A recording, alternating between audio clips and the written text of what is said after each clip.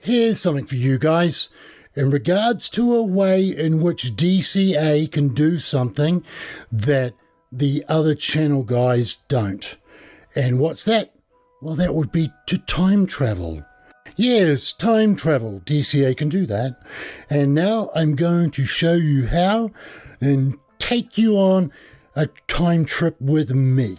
Now, how do I time travel? Well, that is my research, the way in which I conduct research sometimes to be able to find materials, a story, a meaning, something to be able to make an episode for you guys. And some of those times I do this for. I time travel.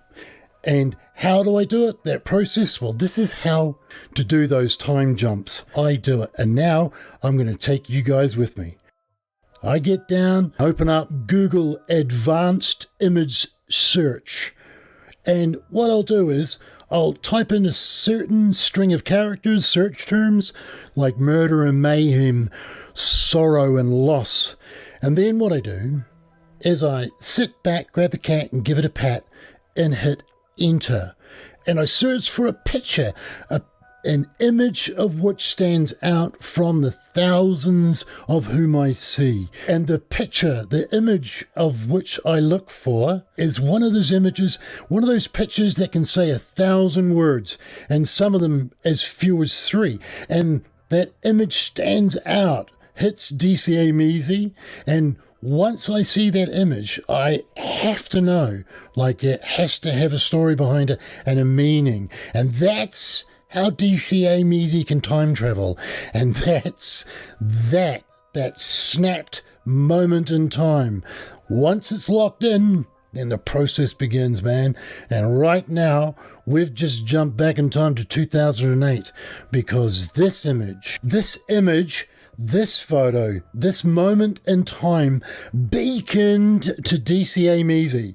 And DCA, or we, clicked it. Why? For when I looked upon this picture, when I saw it, and you can see, like this picture, this image, this moment in time that we see in this time trip here, this picture, it has the feeling of joy.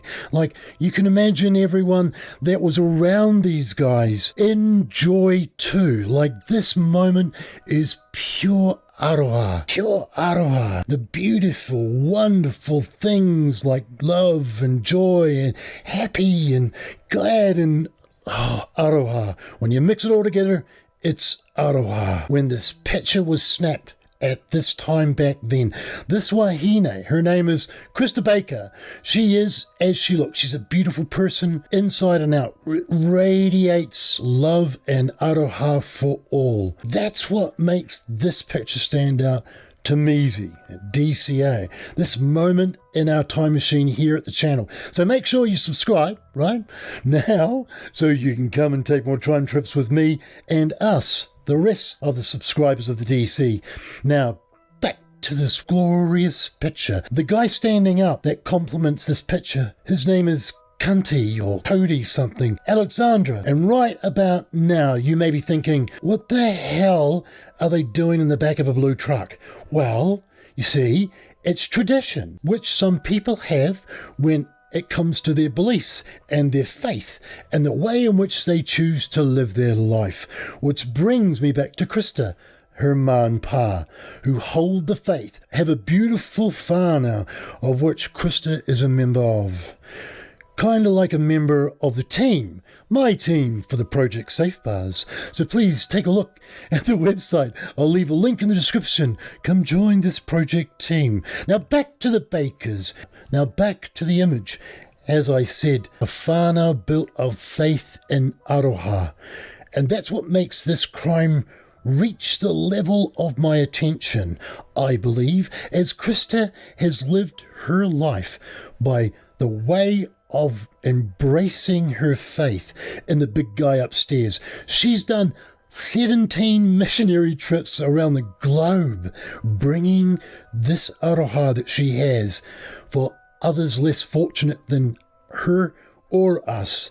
Now, the thing is, you don't have to have the faith, walk in the footsteps or chew on the bread and wine to get how beautiful someone can be inside as a person. You don't have to believe it all to understand the good in a person and the aroha that person brings to others around them.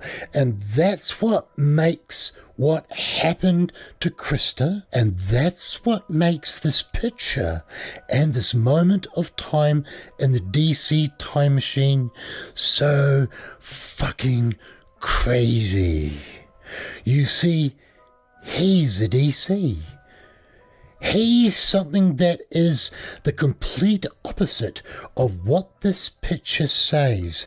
This DC, as all DCs, only call the G's the good guys. And this DC is one of those Mimicker DCs, those ones that act like a good guy, a G. And he slimed his slimy Mimicker self into this beautiful Whanau called the Bakers, and acted like the best that God could give the Baker Whanau. And it's because that's the way in which DC mimickers do. They will act and do what is expected. And that's why the back of the truck with no premarital nookie before the big day. And that is why he's doing as he's expected. Not because he wants to, but he has to mimic it. And this tradition of which they do, which is the courtship, and that's why they're in the back of the truck. The old premarital sexy time is a no-no. No sexy time before the big day, baby. As traditions and religions go, right? It's not the craziest I've heard. In a way, you think about it, it's kind of cute, but you know Measy by now, and I'm much more interested in keeping Wahine, the girls of this planet, safer. So for Measy, for safety, to find out whether or not the Wahine is going to be safe by making the right decision on whether to marry the dude and live their life with them. And you know me easy, I'm a big tradition kind of guy. I love traditions and culture. Well, I study them. It's HRD. And religion has some of the strongest and coolest cultures and traditions that are out there. But with this policy of purity, well, I think they should give that a shake and a change, perhaps soften it a little bit. Religion and its culture should be organic in its structure with the policy of purity. They should change that. They should soften it. They should make it their own, keep it their own. But they have to be able to create something, like the rest of us, we call it an engagement, but you don't have to call it an engagement. If you're changing policy inside a religion which affects the culture and behavior of the humans within, deep respect for cultures. But for Measy, the purity policy should change or soften so they can keep their beautiful daughters safer, their Wahine safer. But the policy of no sexy time is in operation here in 2008, and so they didn't. Christa for the faith and the following of her faith's customs, and DC because it's an act so he can fool everyone, so he can kill Christa, and that's what this pathetic type of DC does inside our DC universe. A disgusting creature within the DC. Now, what else gets him an episode out DC onto the channel? The first of that being that, to DC's surprise and shock, that after marrying Christa, having married sex, not using protection, that somehow Christa got pregnant. And that's what brings me to the second thing of why he gets a show on my channel, and that this guy is as thick as pig shit. Of course he is, because that's the name of my channel. This guy is a fucking DC. J for genius. Now, let me show you why. Now, in this time jump, I want to show you the J for genius just by taking that year 2008 in our little time machine. And it's staggering, his stupidness. And we shall see all of that just in a span of maybe a few months after they got married. Let's take, for instance, this DC knew he was going to have sex after they married, but never considered that she would become pregnant if they did. How do we know that? Because Genius here didn't put her on his insurance, so she wasn't covered. And it's not that makes him DC level dumb.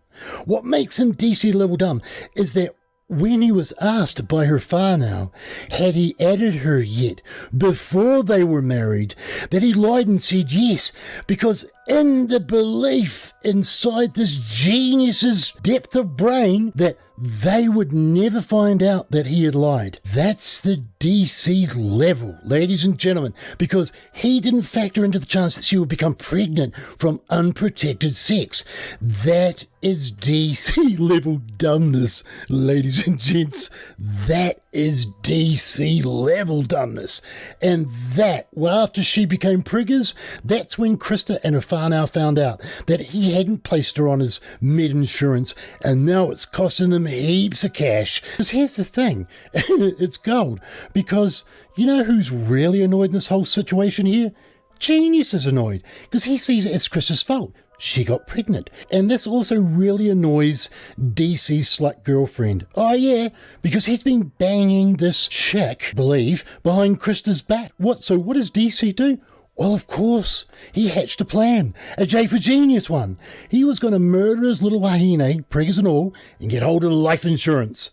So this is what he did. This is this genius's J for Genius plan. He was going to shoot little Christa at home in their bedroom as she was stacking clothes in the wardrobe. And then he was going to rummage up the house. So it would seem that maybe there's a burglary gone wrong. Probably Mexicans, as some hussies would say. So he shot Christa in the head, set the house as a scene of a burglary, left for work so that he could have an alibi, and then come home and pretend to find her, call 911 and start the process of mimicking a distraught husband. And he's apparently very good at crying. But that's about it, really. It's a DC, and here he's just a genius. DC genius here. His plan A? Wow. Thing is, DC here doesn't quite get the reason why people do burgle, even ones that go wrong. So he didn't take into account, like, maybe he should take things like the jewellery or the really expensive stuff in his J4 plan. And the thing is, the next part of his J4 plan that fell apart was that he used his own gun to murder Christa and then chuck the gun away so that they won't be able to match it to his 9mm. But remember, he's a genius. And as a genius here forgot that even on the morning of the murder, he was target shooting out the back of his backyard at his house. And the neighbour, who lives obviously quite close, told the cops, and the cops went over and found the casings that this genius shot from the same gun that he murdered his wife with, that he murdered our little Wahine. And they matched those casing shells to the casing shells that they found in the bedroom, because genius here hadn't actually picked them up. Genius. That is DC level dumb, man. That's DC level dumb. So the cops hit up old DC and say that it was his gun that murdered little Christa, your wife. It was your gun, DC. And DC had story number 1 all worked out and told the cops, oh yeah, that he'd actually sold the gun just the night before, amazingly enough. And he was wanting to buy some guy's truck. And when the guy came over that night before with the truck, DC says he didn't have actually enough money to pay for it. So he offered the guy this 9mm, the gun, and the guy said yes. Then this guy left in his truck. So the cops put out a bolo on that, right? Just, because it's true. Now, I know, like, some would think, hey, that's not too bad a story straight off the cuff, Indeed. But remember, he's a DC. Because the next time he had to tell that story to the cops was when the cops asked him to replay the exact events of what happened the night before the murder. And Genius here outlines everything in that story 1 again, right down to the minute of the hour. But you see, Genius here, in repeating the story 1, just forgot a little something called the guy with the truck and the gun, and left out that whole bit. Now that is fucking dumb, like DC level dumb. That is a level of dumbness that gets him an episode on my channel. This guy is a pure dumb cunt. That's what this DC is. And I've said, and I will say again, DCs are the people that put the J in genius, a genius kind of thinking that makes it logical sense that when burglars ransack a home, they do so quietly that nobody can hear them, and that's why Christa obviously didn't hear them downstairs ransacking the house. So that's what the guy with the truck could sneak up behind Christa and shoot her, because it's a special kind of genius that thinks of that. So now the cops know that there is no truck, and that means no truck, there's no Mexicans. And they hit up DC, and DC gave it up and told them what we call story B. And what's story B? Well, that's the story where it was just a big accident, and that DC here came home and he was tired and he decided to pick up a firearm, and pretend that he was back in Nam and shooting all his VCs, and was squeezing the trigger going pow pow pow pow, and Christa joined in too, and that he popped the gun up the back of the head and went pow pow boom. Horrible accident. That's the genius level story that DC here could come up with. That him and his beloved one were playing Vietnam games, and it was just a horrible accident. Genius. That is genius level shit, man. So the cops, well, they charged him with murder. So DC here pleads not guilty, because obviously he didn't do it, not on purpose. It's just a big accident. And this is the thing, man. This is where religion can be exploited in court by defense lawyers in convincing people of the faith that have religious beliefs on a jury that someone who is religious couldn't possibly murder someone they love. And this picture says it all. That the aroha that you can feel from this picture, that someone couldn't mimic that kind of look that this picture shows. He's a good guy. So the defense, smart enough, told dipshit to keep his mouth shut, not say anything until he takes a stand, and where he then can apologize to the Baker Whanau, and he can make it look real, because remember, it's the only thing that this DC's good for. Crying. And cry he did, and pulled off a hung jury. They managed to convince a couple of people that this picture says it all. So in the end, Ma and Pa Baker, well, they made a deal. So DC and his lawyers wanted 5 years, and the Bakers said, nah, let's drop it. Let's roll again for death. And DC's lawyer said, okay, we know that story doesn't sound too credible, and you may have a go and win. So what DC got was 50 instead of that 5. Now, that brings us to the end of this episode. Well, almost. To wrap up this episode, I want to do this. As subscribers of mine, you know that I'm different than other creators. Like, for instance, we got a bloody time machine here with the other channels on true crime on YouTube, and I run my channel with Mana, and I do things such as speak words to people in our episode, the G's and the DC sometimes. It's part of what I do.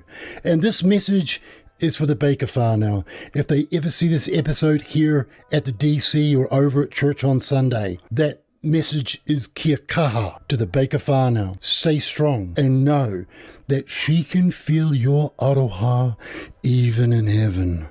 And that brings me back to this picture and how different it looks and feels once you forwards in time. And that is such a bummer, as it taints the beauty of the aroha of this picture. And I don't want that. I didn't want that. I don't want this thing to ruin such a beautiful picture of aroha. So what I've done is to remove that thing that mimicked its way into your whānau and stole your daughter from you, your whānau, from all of us, and then blow up this picture in digital and place it in a link in the description so you can have the beauty of which your daughter brings to the world, untouched by the misery of this DC. Kia kaha to you, the Baker Whanau. And now that brings me to the end of this episode. My subscribers, as the chance of you being a new viewer, are probably slim to none. But if you really are new, then you're in for something different in True Crime Gene here at the DC. So subscribe to us at the DC and to church on Sunday. And think about becoming a member. Help support the channel, even if it's just up until we get back on that fucking algorithm. So until then, when the next episode, I'm going to go back to time traveling. Stay safe, all of you, especially my team members for Project Safe Bars.